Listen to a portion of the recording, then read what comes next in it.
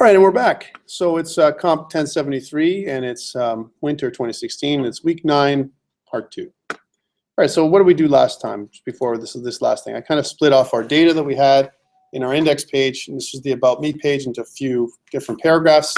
Doesn't really make sense from the About Me page, but it's a page. I want to kind of make another one for my projects. So click on my projects. I want to have my something else come up here, right? And it'll be a different data file with a different JavaScript file, so that we won't clash with the other one. Just so we have another example we can look at that's closer to what you need to do for your assignment 3. Okay, so let's do that. So this JavaScript file is nice, but we're going to add another one in here, and instead of app.js, we're going to call this something along the lines of what the page is going to be called. So remember, my index.html has a little bit of a nav bar here, and the nav bar has 3 links: my active About Me page, my projects page, my contact page. Let's copy my index.html and make another page identical to the first one. So right click, right, we're going to copy it, and then we're just going to paste it in. Paste. Instead of index 1, we're going to rename this page, and we're going to call this page projects.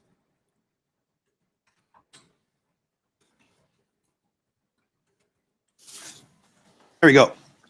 So this is our project page, right? And we'll call it the project page here. So project page. We're going to get rid of this structure. We're going to do this structure again. So just like leave it as one big section for now with a row on the outside. So we're going to do one of these. Oops. So we can get rid of some of these div tags. That doesn't make any sense for now, right? Just one big section with a row inside and project page for now. Okay. And we'll add data in here. The other thing is that my active link wouldn't be the first one anymore. My active link would be the second one. And you know what? I need to kind of put some stuff in here. So this one would be index.html. We're going to go there.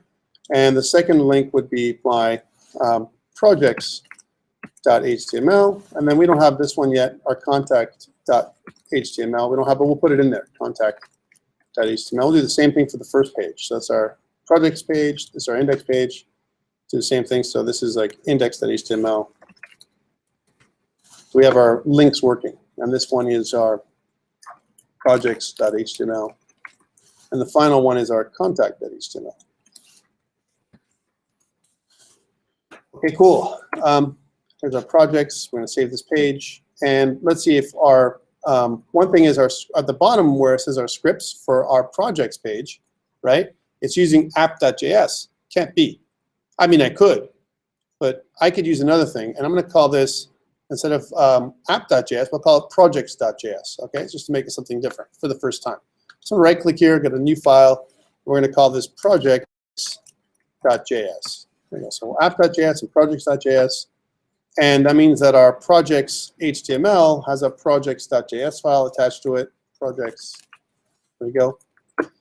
So same, everything's the same. We have a people text file. We're going to add something else in there, some kind of projects text file. So we're going to read a different file up. And here's our app.js. I want to keep this structure, this iffy structure here, which I always like to keep going, right? So I'm going to take the first part of this iffy structure with use strict, right? And go back to our projects.js and put that top part in, and just to recreate our file. And then I'll share it with you on GitHub in a second. So we have everything the same. I'm going to go to the bottom here and do the same thing with this piece.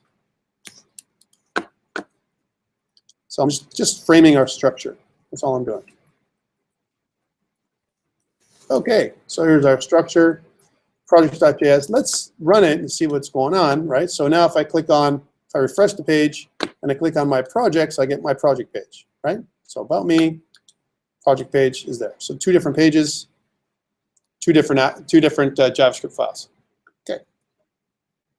So now this is the first time we've used multiple JavaScript files until now, right? So let me upload that to GitHub. So go back here, go to GitHub, and then I added a project page and a project.js page. So we'll say added project page and projects.js files. Yes. Can you actually do that? Have 2 different files? You know what? It really depends That's the answer. If I want to, if each page, I want each page to be controlled by different files, I could do that. I might link to both one to the other if I want to as well.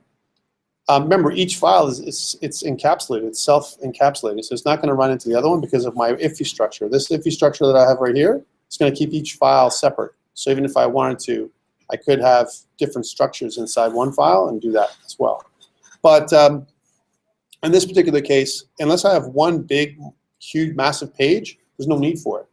Right? I can make as many files as I want, one page, one file. Right? When you say, should I do it? Right? It really depends. Like what I'm trying to do with the page. Yeah. It depends on how many kind of pages you want to. If you have a ton of pages, maybe it makes more sense to have separate files. Well, Then you just have depends what I'm doing with them. What am I doing with my JavaScript? Yeah.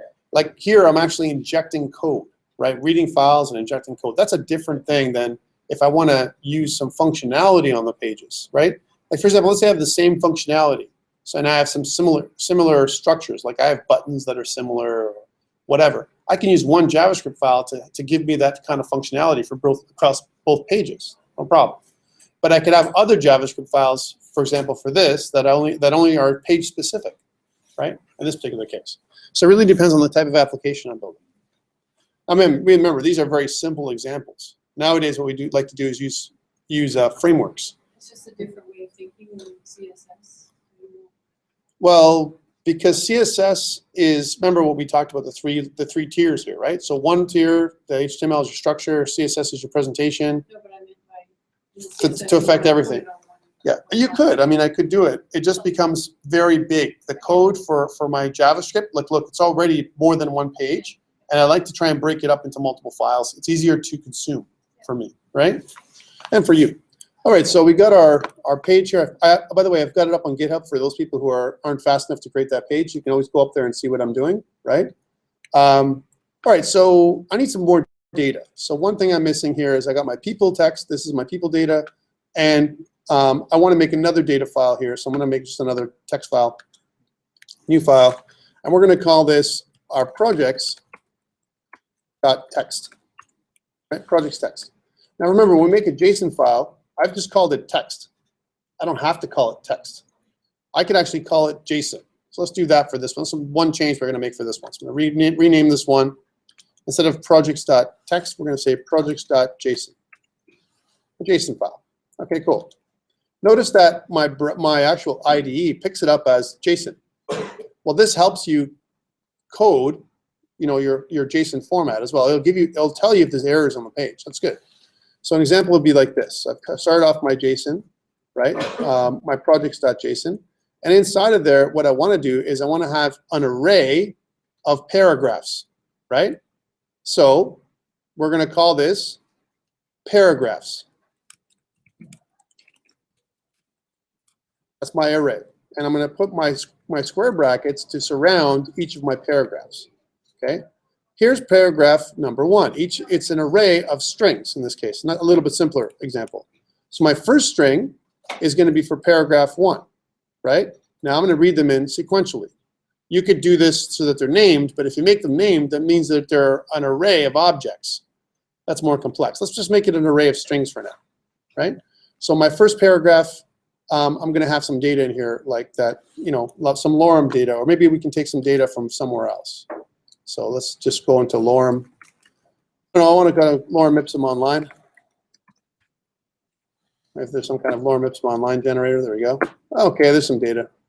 I'm going to grab this, data right here, right? My first paragraph is going to be this data, right, from my loremipsum.com.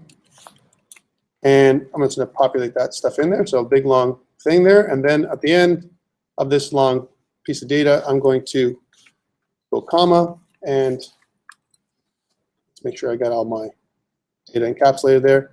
And inside there, I'll put the next data, the next paragraph, another bigger paragraph in there. So we have some paragraphs.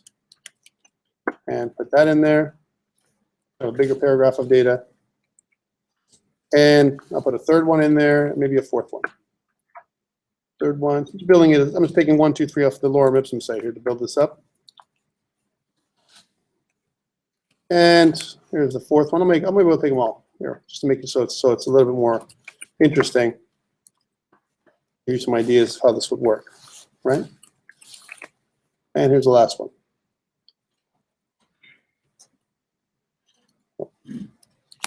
All right, so I got a bunch of data. There's 3 paragraphs. If I want to format my code, I can certainly do that. It doesn't break it up much because it's just JSON data. So paragraphs, it's an array of paragraphs. Each paragraph is a string, array of strings. Okay.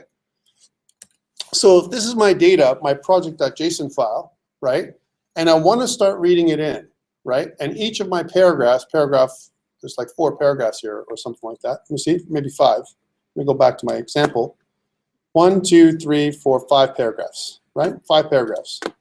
And again, it's hard to see them because they're pretty big and long, but notice that there's, you know, and it looks like there's one error. Here's the error. Why is this an error in my code? It detects it as an error. Can anyone tell me why this is an error?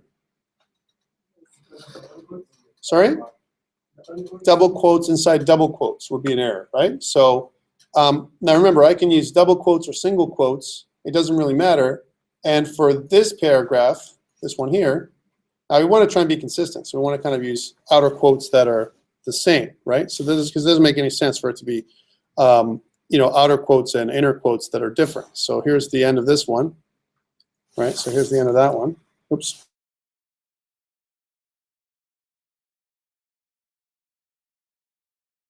Expected, right? And just let me go over here. You have to kind of keep consistent with the quoting. So I'm going to kind of put the quotes in there. I hate when that does that. In fact, I'll just take this one piece in here. That's the good thing about JSON format, right? Because before I did it with just regular text format, it gave me nothing, right? So I want to kind of replace this with double quotes with single quotes for a second, just to make it so that it's all consistent, right? Because we wouldn't want this. You see how they're changing colors here? It's kind of interesting. And just want to kind of go back to here and go like this. Okay, cool. We still got an error. So if I look at the error now, it says expected comma or closing bracket for lorem, right? It's opening quote and a quote, closing quote. How come this is bad? How come this isn't working for me? Right? So I've got quotes within quotes. Here's a quote. What's that? Oh, it's going to be a problem. Right? Remember, this is JSON data. It's not just strings of data. So how do I check it? So I'm going to take this whole piece of data here. Remember, I gave you that little checking data online. I'm going to go to my web tools. I'm going to go to JSON. I'm going to go to my JSON linter, right? My online validator, right? So here's JSON online. Remember this one? And I'm going to take this one and put that stuff in there, and it's going to say, wow, there's a big errors, right? And it says unexpected quotes. Well, this is what this one does, right? It kind of looks through this and says, okay, is there anything in here that has got a problem, right? Well, yeah, because I've got this apostrophe at the end of industries, right? See what it's doing? Yeah, this is nice, Tom, it's saying. I like what you're thinking, that you can put quotations at the end, but you need to keep a consistent style. Same thing over here, right? I want to put my quotations here. Here's my quotation. And I want to have this inner quotation level in here. But the thing is, maybe what I want to do is change these ones to these inner quotes, like one of these, right? As opposed to the outer quotes. See when it comes red. So the JSON linter here that I've got, JSON editor online, it's effective because of how it sees single quotes and double quotes. Just showing you that there's a difference, right? And notice how we're all good, but just in case you get something complex, like a complicated paragraph like this, right? So you're not confused, right? What the issue is. And once we take away all the red, we know that it's going to fit into our file, right? So here's where we have our next piece here. Okay, is that what we wanted? Well, let's pull this aside, and it says error on line 4. Right, here's our error, right, somewhere. Expected blank instead of blank, blankety blank blank. the other double quotes around the define. Show me. It's well, like line through the X's, it's 2 lines down and then it's kind of grayed out. It says point. This piece right here, right? Yeah. So we have to take that out. And then So there's another one down. Yeah. Backslash or double quotes? That's what I did. no problem. So are you talking about do backslash and quote? And you're talking about like, is that what you're talking about, Margot? Backslash and quote? Okay, that's good. I like that. That's a good solution for the problem, right? And it might be the same thing for this one, right? Because we need some backslashes in here as well, right? Otherwise, we're going to have issues here, right? And this is a good example because it's enough detail. Okay, so let's see if I think there's no more errors, and we should have 5. We have 7. Huh? It's way easier than just like looking at ASCII codes for all the symbols. 5 paragraphs, right? So this is our paragraphs. If you notice over here, it breaks this off into 1, 2, 3, 4, 5 paragraphs, right? 0 to 4. This is a good example of some text. Now I'm going to take all this stuff, right? This is a nice checker that we have, right? Copy it. And even with my file, I'm going to go back in here, select all, and paste it back in. Now, no errors, right? So I've taken care of that issue, especially for these long quotes and everything else. They're back in. This is wrong. That's one thing I missed. I kind of missed this one. I want to kind of put in double quotes instead of single quotes in here. So let me just fix that back up because I had removed that one. There we go. Okay, so double quotes instead of single quotes. Otherwise, it's good now. So we've got like a few paragraphs, 1, 2, 3, 4, 5 paragraphs here. And each paragraph, there's no errors. I know that my text file is good. And so the reason why I built this with you is this. I wanted to take a more complicated example because you're going to have some complicated examples you're going to put into your files, right? So you have to create your JSON object first. Now I'm just using JSON, the JSON ending instead of a text ending because it gives me some feedback, okay? It's a JSON file.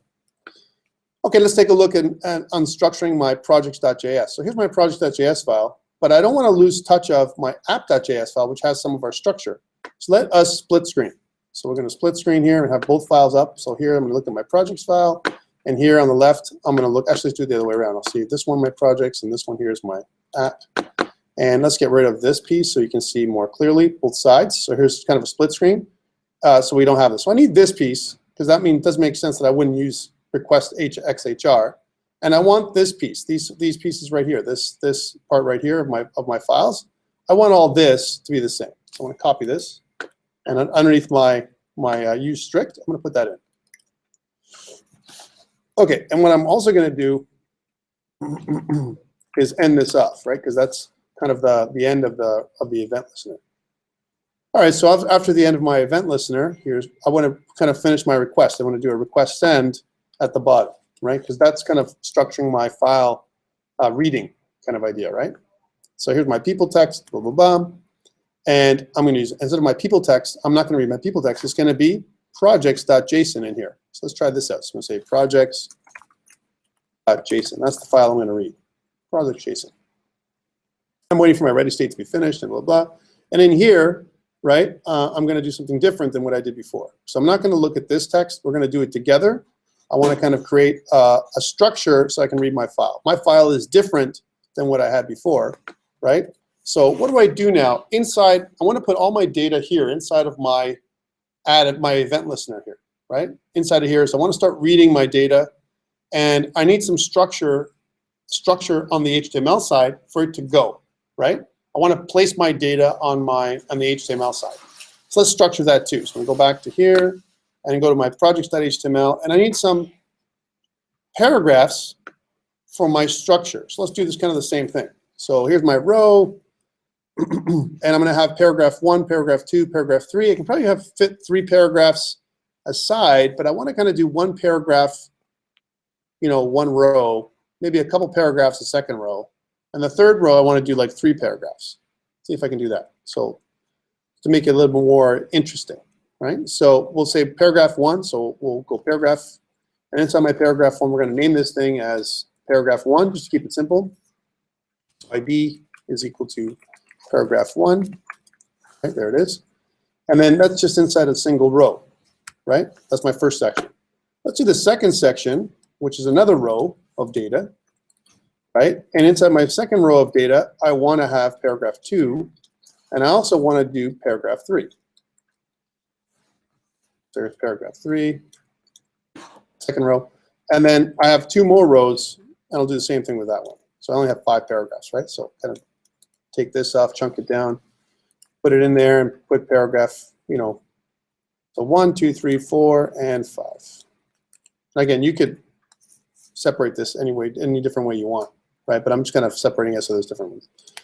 In the first one, I'll have an H2 tag that's kind of says first paragraph, whatever that's going to be, and then make that H2 tag separate here into, or maybe I'll make it first section,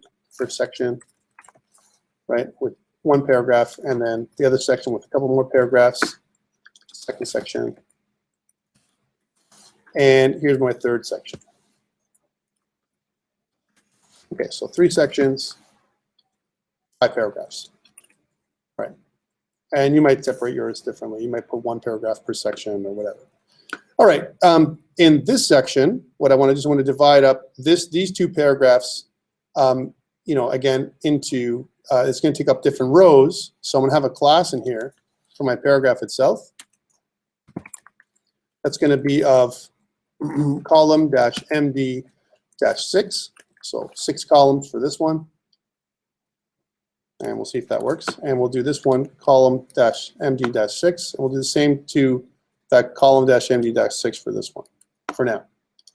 If you want to make it more interesting, we can make one that's a little bigger than the other. So this one here, if this is right, then we'll say column-md-12, so it takes up the whole row, right, of data. Okay, so we got kind of an outline of stuff that it should work like. We may have to go here and rejig this. Just for some sample data right now, before I do this, and this is what I do sometimes for sample data just to make sure it works, guys, and I recommend this to you. So before I read in data, I want to structure my HTML. And you may already have done that with your pages, which you would have. I'm going to put like some lorem text in there. And the great thing about Visual Studio Code, it includes our lorem generator, right? So I can go something like this, lorem 50, right? And I'll say lorem 50.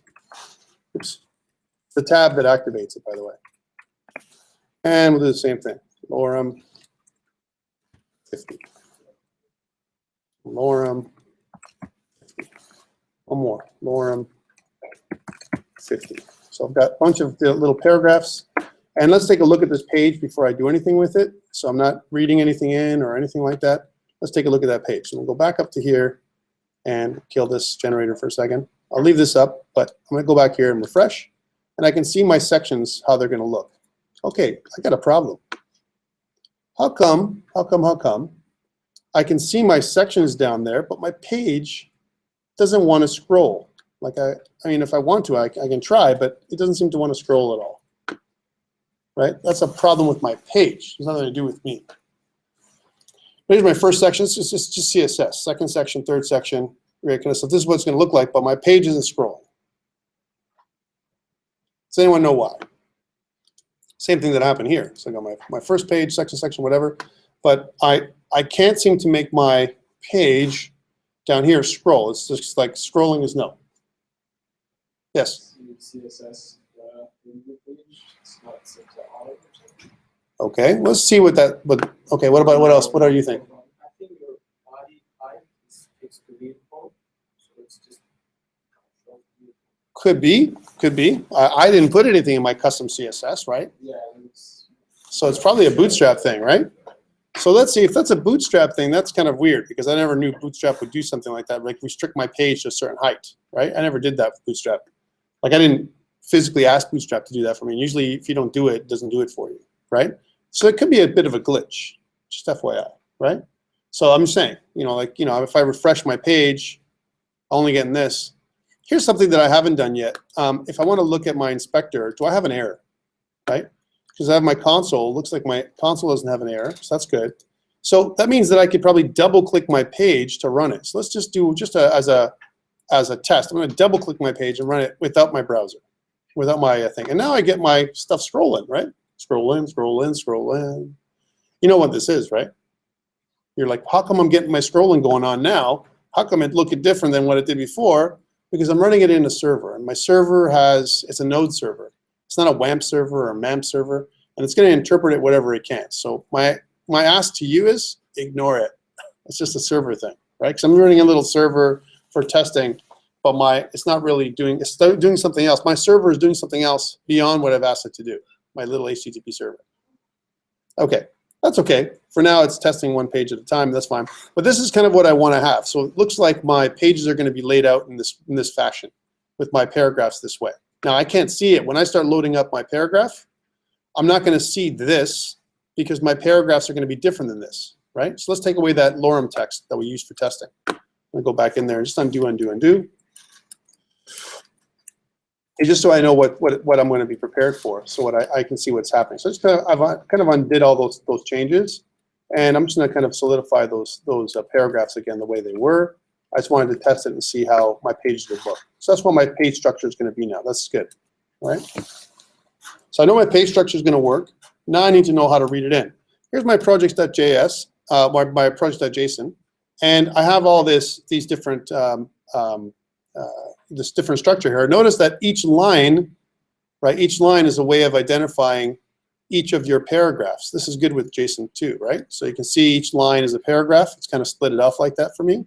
Should have done the same thing for you, right? And here's line 2, and we know that paragraphs is line 2. So what would you recommend? How do I want to read this in? Here's where my page gets read, but I want to do something with it, right? I want to read it into a structure. Remember what I told you is I want you to read it into an array, right? So I want to make an array, and I want to read it in. So what should I call it? How about the table over here? I'm going to start going table by table and see if you guys can answer. See who's smartest table, or maybe I'll give you guys something. Maybe I won't. Yeah, go. I'm looking at you, yeah. What would we call a paragraph? Yeah, paragraph array? Like, what are you going to call? Tell me what I'm going to write. Yeah, it doesn't really matter, I guess. It's just a structure for my stuff. So tell me what I'm going to write. Tell me the whole thing, as if you're coding for me. Var paragraph array. Var paragraph array? Sure. Paragraph array, yeah, okay. Paragraph array is equal to?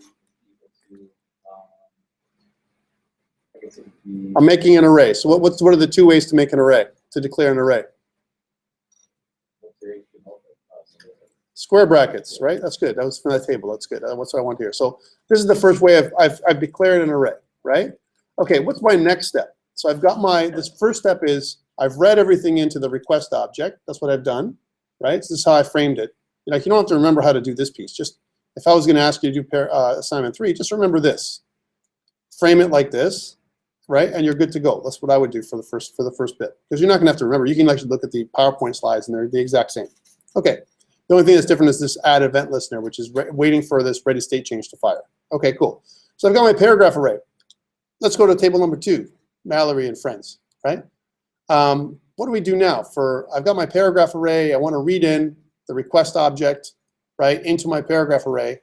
And I want to read not just the whole request object, but remember that my JSON object has a paragraphs array in it. So what's the code that I would use to kind of read my paragraphs array into my paragraph array structure that the table 1 here has kind of outlined? Mallory? Or Ari?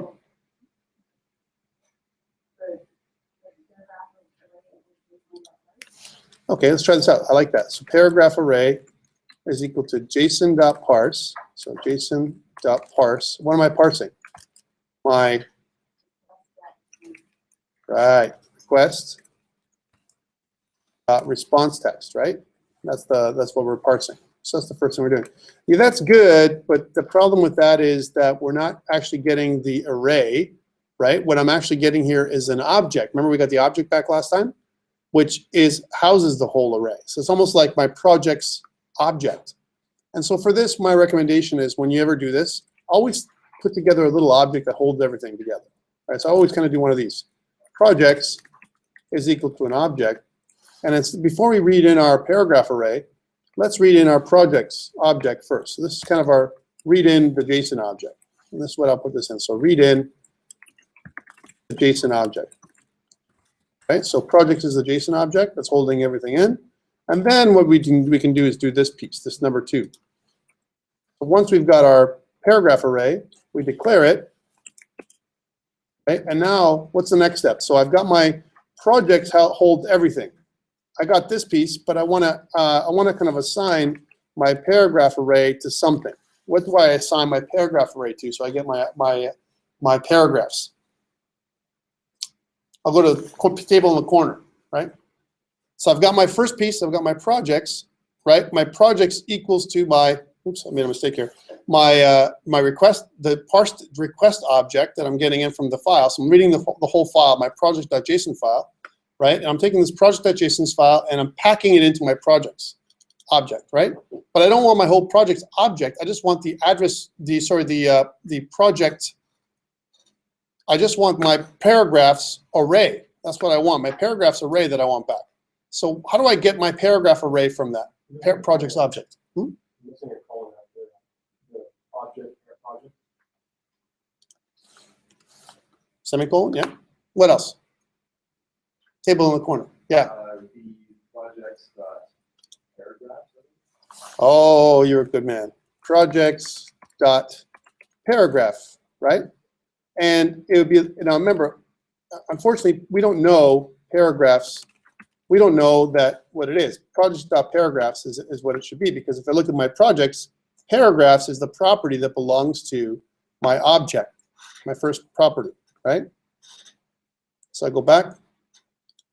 And so this projects.paragraphs is saying, now we're going to read in the paragraph array. Paragraphs array. That's what we're doing here. The first part is reading in our JSON object.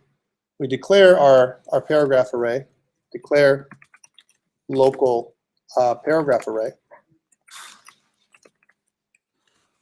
This is the container that we're going to get for our paragraphs array from the JSON file, from the JSON object. Okay? So first we read in the JSON object, then we read in the paragraphs array from the JSON object into our local paragraph array container. Right? That's what we're doing. Okay, now that we have our paragraph array container, this is a great place to check to see if we got everything we have. Like we actually have a paragraph array with the structure we want. So we're going to do a console.log.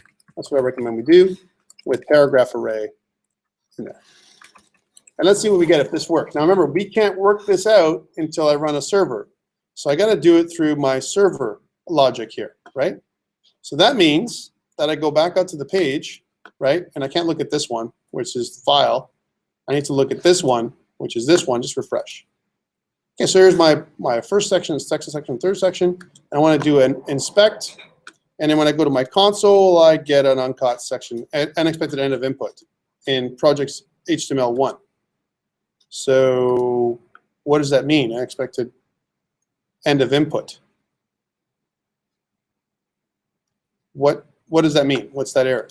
If I refresh the error, it says uncaught syntax error, unexpected end of input, right? And it says lorem ipsum.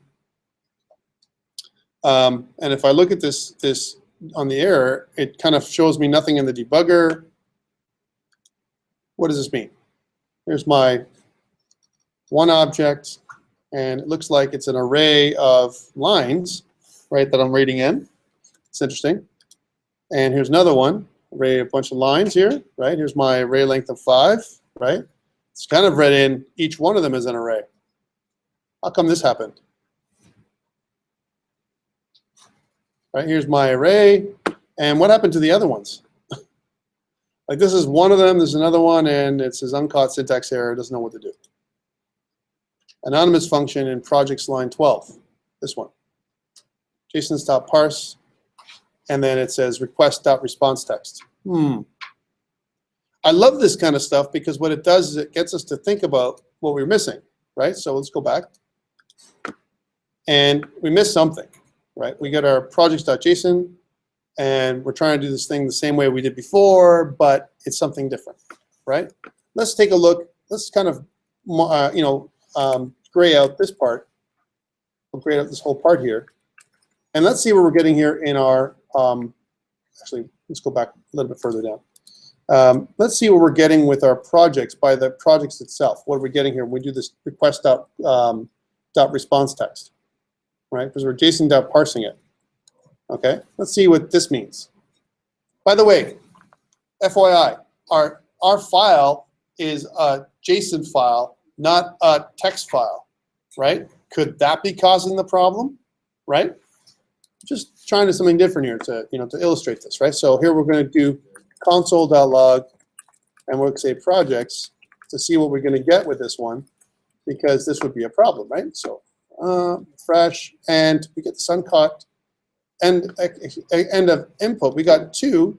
We've got paragraphs, and we got another paragraphs. Each paragraph has like each line of our, or there's 5, but I'm getting it twice. Why am I getting this twice? Here's our first one.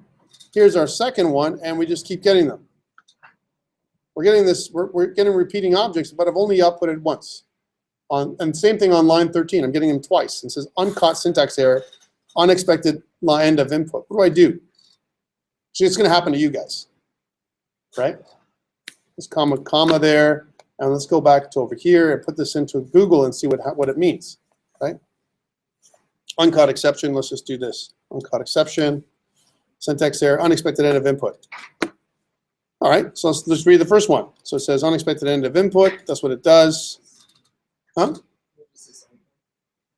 Is it a semicolon I'm missing?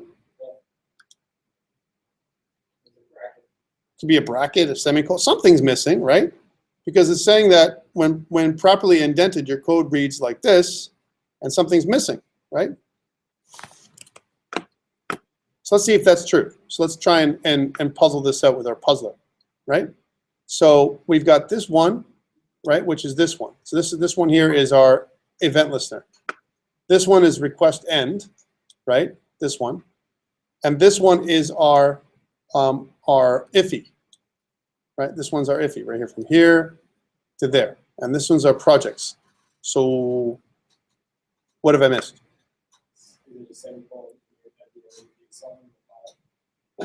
Oh, you mean in my JSON file itself? Okay, so let's take a look and see if that's true. So here's my JSON file. Do I have a semicolon? No. No. So it's a valid file. Remember, we validated it, and you can see that there's a valid file, right? So there's no issues here. So what else would be the case? Here's the difference. Let's rename this thing from projects.json to projects.text and see if we get the same problem, right? So we'll kind of rename this thing. And I just wanted to show you this thing, so just so you're aware. Projects.text looks exactly the same, no code hinting though, right? But we have to make a change, right? So we have to go back to our projects.js and change this from projects.json to projects.text. There we go. Same thing, exactly the same data, exact same way we did it last time with the response text. And let's see what we get now when we go back in here. So kill this one here and fresh. Still get it twice. Well, here's one thing I'd like to try and do. Let's stop my server and restart it. Right? Just saying. Sometimes servers do funky things. That's not it. Right? So if you notice it on my server, just grab the data again. Right? So kind of do this. And it said uncaught syntax error, unexpected end of input. If I go to my about page though, no problem, right? It's got my about page is working. And here's my projects page that somehow doesn't work, and it's reading it twice. So there's a problem there. Let's see how my data is structured. So it's not my JSON data, that's not it. My people text looks like this. Here's my address book, and then it's an array of objects, or it's an array of objects that are inside, right? That's one thing. In our case, it's an array of strings, right, which is proper. The other thing that's different is my app.js. My app.js is, I read in my, oh, we forgot something, right? We have to wait till the request state is correct, right? So if our request state isn't ready, because we did this piece, right, but we didn't do this piece. That means we're trying to read an object in when it's not ready to be read. Remember, we talked about this. So let's copy this piece and go back out to here and go into here and put that in.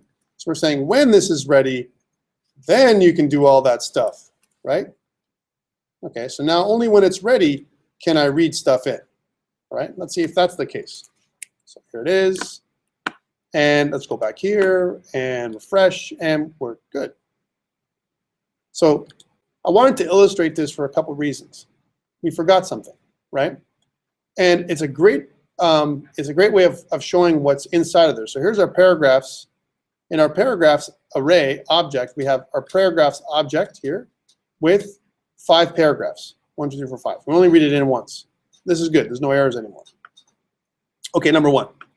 2. Let's go back. We made this into a projects.txt. Let's change it back to a JSON file just to see what the difference is. So we said projects.txt. That's good, but projects.json, better. And you know what? Inside of our projects.js file, we can change this back to JSON. And then let's see if that gives us any kind of problems. Fresh, no problems. Same exact thing as before. So to me, if I was going to write things with, you know, in a data file, I mean, yeah, we could use text files, but inside of our little text editor here, it's far easier for us to understand a JSON object, right, as a JSON file. And JSON actually gives us some issues. Okay. Right, whatever that is. There's no errors, actually. Forget this. Now, one thing that we can go to is if we look at our file, we've read this piece in. Let's blanket this one here to see what we're going to get now inside of our paragraph array. So do we get our paragraph array now like we like? This one, paragraph array. Right, and this is where we left off last time. So go back to our files.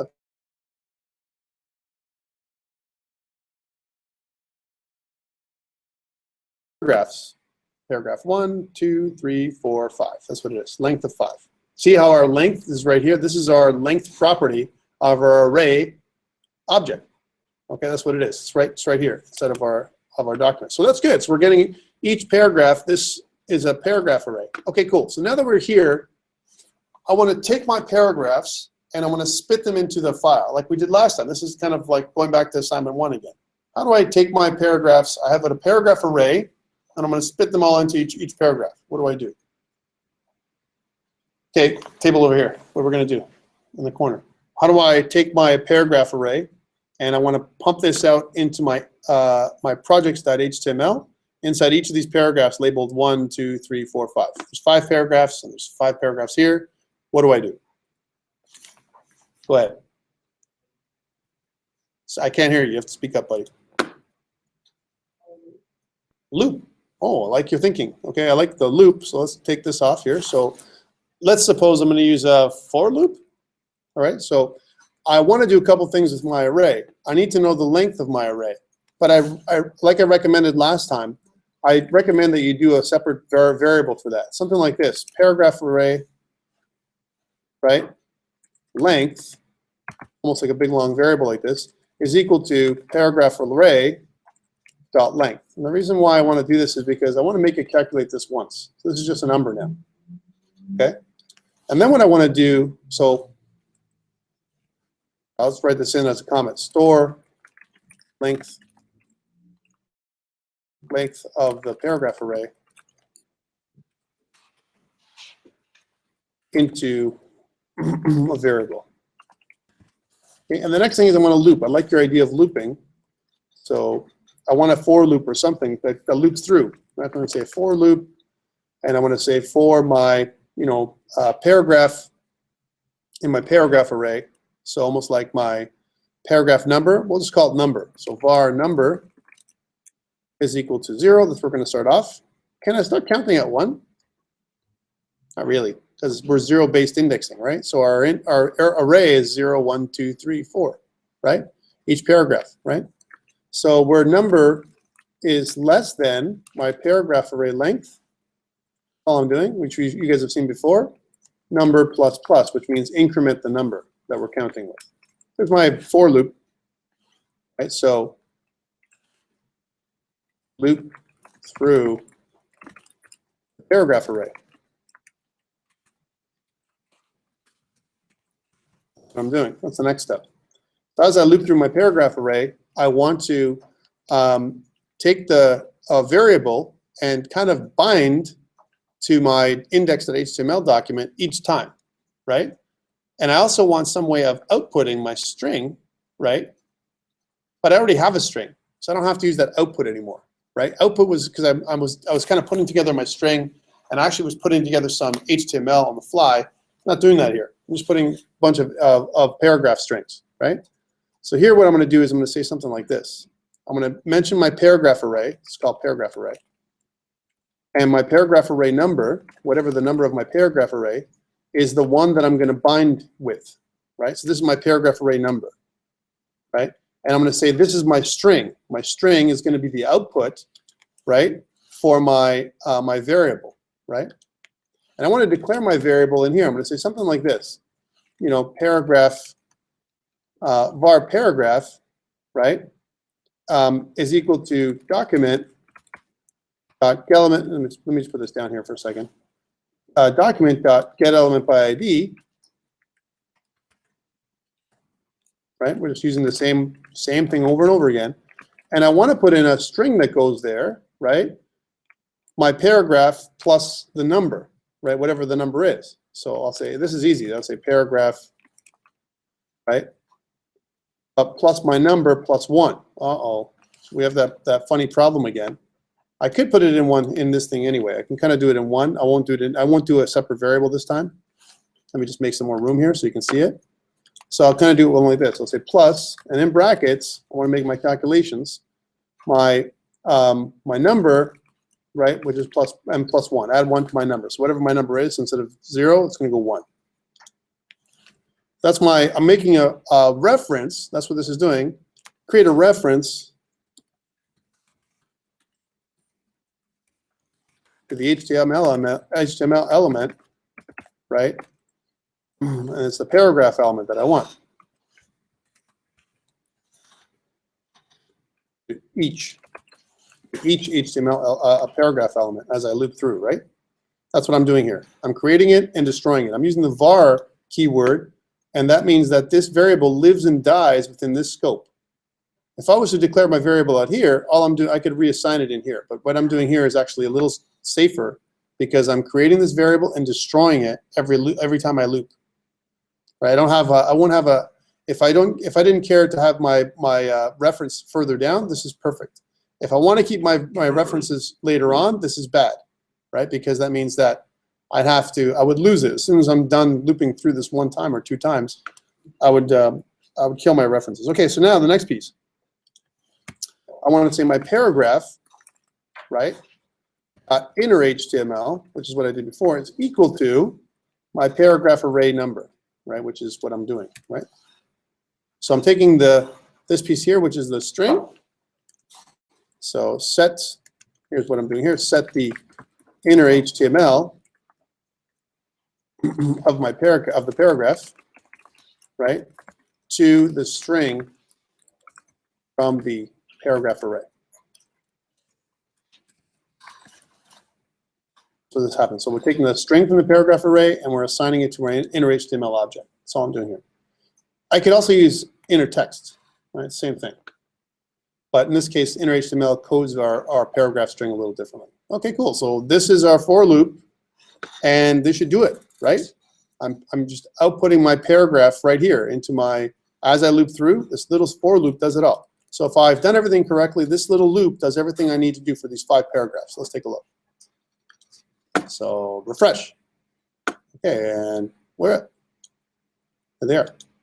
Don't worry about how I can't get to the next paragraph. Remember, it's that little bug with my HTTP server, right?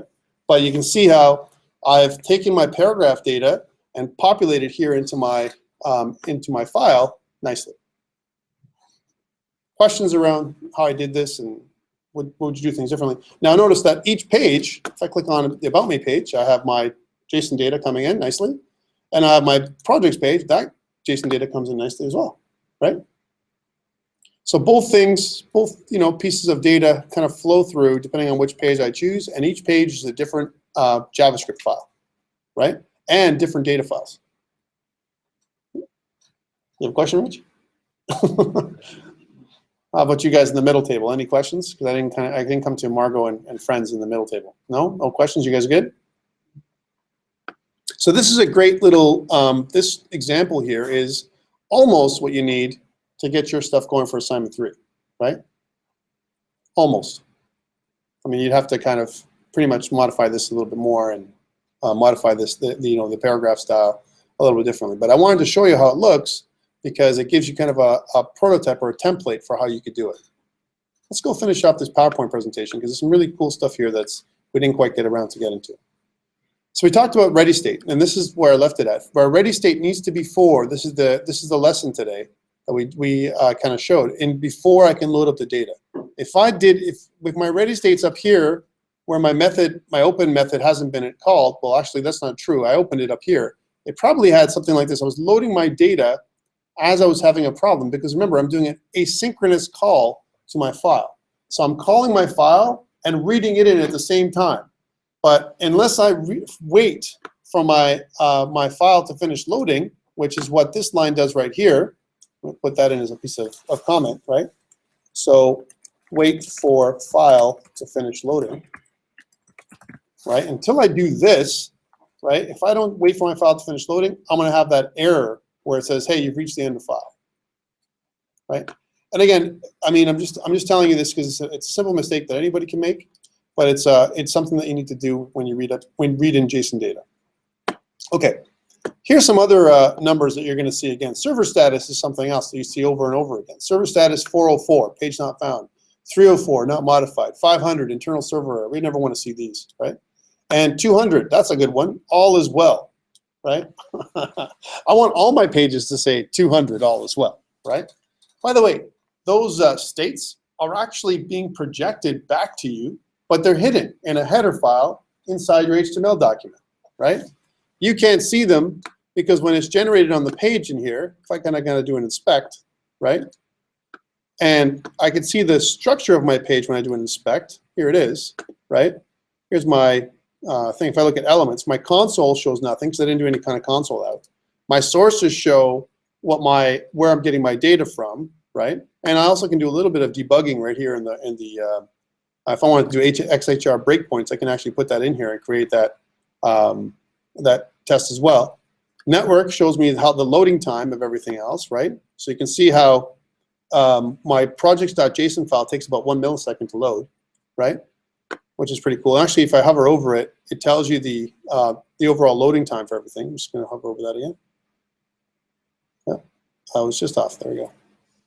You can see that the total combined is about, it's just queuing and there's some stalling and so on. And by the time everything gets together, it's about 1.74 milliseconds for the whole thing, right? And these are my GET requests that I'm making. I'm doing a GET request to the server, and I'm getting 200s all the way, right? I'm getting 200 to get my each of my states here. Let's look at this for a second so you can see it. So I'm looking at my projects.html. I'm getting a 200, which means okay. That's a state. So I'm putting a request out there, and the server's responding with a 200. A status of 200 means that it's okay, right? Same thing with Bootstrap and the Bootstrap theme and the font awesome and everything else. I'm getting 200s for all this stuff, right? I'm not getting a 404 for any of it. But what if, and I'm going to make a change so you can see this. I'm going to go back to my file just to show this. I'm going to go back to my index.html, my projects.html file. Where is it? Here it is.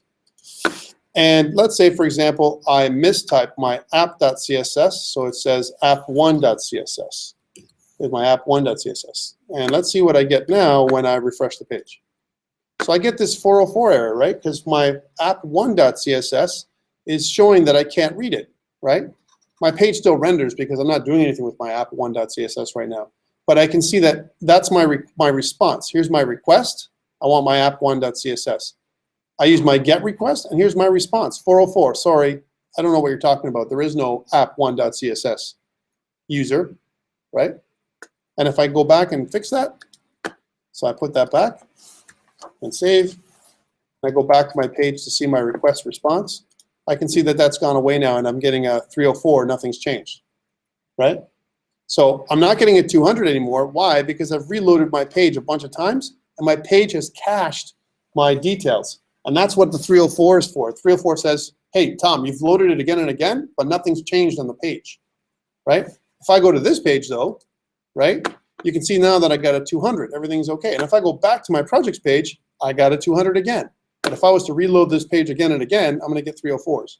304s mean you're trying to reload or refreshing the page, but nothing's changed, okay? So these status codes are really, really important. When you guys get into more complex stuff, like when you're dealing with, if you're gonna do server-side scripting with Rich in the future, or even if you're doing things with him now with PHP, you're still gonna deal with some of these codes. You're gonna wait for some of these codes. We dealt with 404 last week. Yeah, so some of these codes they're right there, and you can look at the right inside your browser. It'll tell you the details of how to identify those codes for you, right? Our browsers right now are one of our best debugging tools, right? Before, in the past, we didn't have these tools built into our browsers at all, right? So that's network. Timeline. Timeline tells us how long the actual page takes to load in terms of milliseconds and so on. You can also build a profile, you know, for how long it takes for everything else. I can start my profiling of my page, records it, and I can stop it, and I can actually produce a profile of how long everything takes to load and everything else. Neat from a profile perspective, unnecessary for us at this stage, but it's definitely interesting how it does, how long it takes for us to create a profile for our page. Resources shows us what's happening in our local storage, on the background, our session storage. You can look at all these things, cookies, and so on. If you're doing any kind of authentication and stuff like that, it'll show you in here. Web SQL, it tells you our stuff for Web SQL, whatever. For security, to security problems, audits, you can set up an audit to see how the page is running and so on. And I've got other plugins, like for example, I have another plugin for another code that I use for Three.js if I'm doing three-dimensional stuff with JavaScript, right, for one of my other courses. So you can see other plugins back in here, right? But this is what this thing does. It's kind of, here's another one, toggle device mode. I don't know if you guys have seen this one. So if you click on this little symbol here that shows devices, I can toggle device mode. So I can show you what it looks like if I was looking at it on a device, right? So this is an example of how it looks on a device that's 400 by 452, right?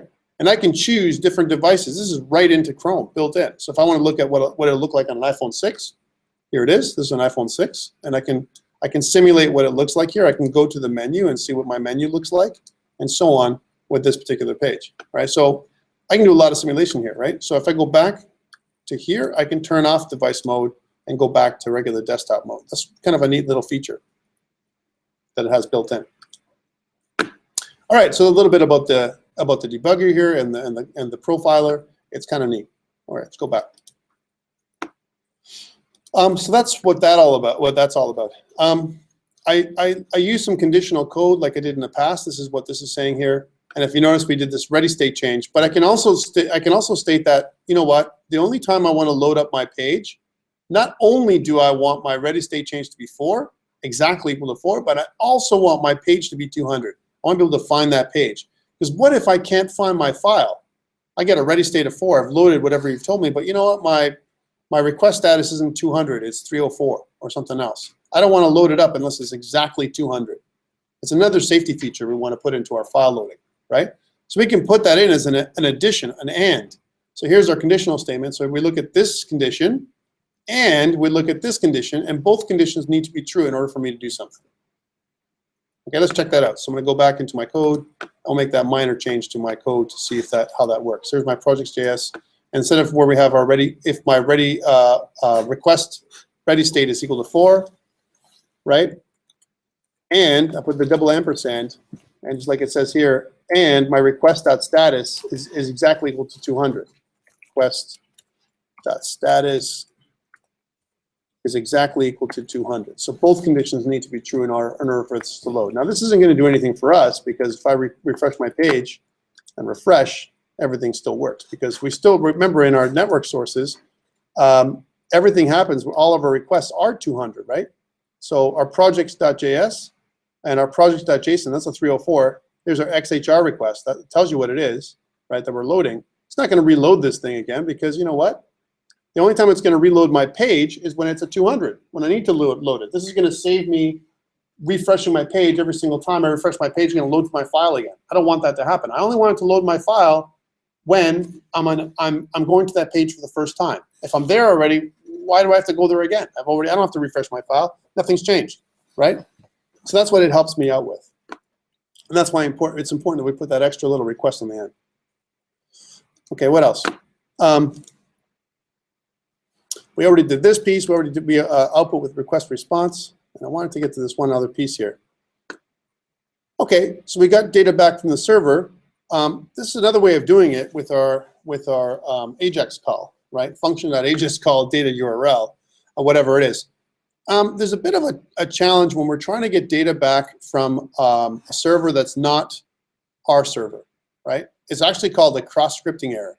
And it'll fire back an error if you're trying to get data across from somewhere else, like a file. If you're reading in a file from somewhere else, it'll have a problem with that. And this is where something like a library like jQuery comes in, which is really nice because jQuery deals with that those kind of cross-scripting errors a little bit nicer. Just pointing it out to you. We're not going to do that right now, only because this is nice to know about. But for our purposes, I think what we've done is as far as I want to go today. I want to make sure there's nothing else that we haven't missed. Yeah, data URL. Not going to touch that. How about writing back? One thing that this hasn't talked about is we can read stuff from the server, but how do we write to the server? We haven't really talked about writing to the server again, making repeated AJAX calls. It really doesn't talk about that in this page. And our next project, assignment number 4, we're going to get that data that we wrote in from our we're reading from our context page. So next week I'm going to give you assignment number 4, right? And what we're going to do is we're going to take the stuff we get from our context page and spit it out into a JSON file. So store that data somewhere, right? Almost like we're storing it inside of a database somewhere or whatever. In this particular case, we're storing it back out. So here's some acceptable data formats, and we've already seen a JSON format, but we haven't seen HTML and XML. Those are 2 other formats we can get from AJAX, and we haven't explored those things. I want to kind of explore them a little bit next week.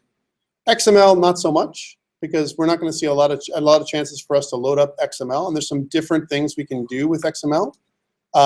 Here's what XML would look like. It looks similar to JSON, but it looks more like HTML than anything else. So we would load it in the same way, right? And then what we're going to do is we're going to spit it out, our file back out there after we parse it. We'd have to parse the data and put it back out, just like similar to what we did with our JSON data.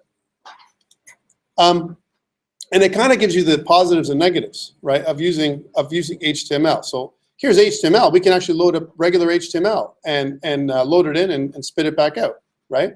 And there's our JSON data that is the favored way of saving stuff. So what I'm saying is you can actually load in HTML format as well. It's not unheard of these days, and it used to be the way we could create partials just with using AJAX. Who knows what a partial is? We kind of talked about it a couple times. Anybody? How about anybody has any kind of idea what a partial is? Yes? Like part of the, Yes, part of an HTML page. So let's say, for example, I have my header as part of an HTML page, my footer, right? And then I have my content. And what I want to do is I want to keep my header and my footer together for my page, but my content is a piece of HTML that I'm going to load in. So that way, when my AJAX loads my content in, it puts it inside the place where my content should go. But my header and my footer for each page is identical, right? It saves us to have multiple pages. We just have a header and footer and just content. For projects.html might be a content that I'm loading in with AJAX. I'm going to tell you that that's the old way of doing things. And nowadays, when we have something like this, we use a service or a framework. And I'm going to point to one that's very popular these days. Something that we used to use before. We don't use it as much anymore. There's one that's called Handlebars, right? Handlebars.js, right? Handlebars is like a way we can do templating, right? And what we can do is we can use the Handlebars library to do these partials for us. And actually, the Handlebars is very similar to EJS. If you know someone who knows EJS who does things for Node and so on, that's where EJS took its templating from Handlebars, right? So it's very similar to what we've seen before. And what we can do with it is grab data from our JavaScript and inject it into our code with these what look like handlebar mustaches, right? So the mustaches or the curly braces, we call them handlebars, right? So they look like. And you can put these handlebars together to create, to interpolate data. For example, our title, we can take our title and inject it in there by using our JavaScript. Okay, so it's a little bit advanced, and we're not going to do that right now. But this kind of method is the preferred method over a simple AJAX call, right? AJAX, the problem with AJAX is, like we just did, I'm creating files, one JavaScript file for one index.html file, which is what you said, right? That's not the preferred methodology these days. The preferred methodology is for me to have a framework like Handlebars for templating, or AngularJS, something of a front-end JavaScript framework to help us compose our pages together. So we have a template for our page, and then we're injecting data as we go. That's a little bit advanced for us. I'm just mentioning it for you guys so to understand that even though we can do it with AJAX, doesn't mean that we should do it with AJAX. For me, for now, what I want you to take away for today's lesson is I want you to use AJAX to consume data. That's the right thing to do. Not necessarily in XML or an HTML format, but rather in JSON format. Okay? Questions?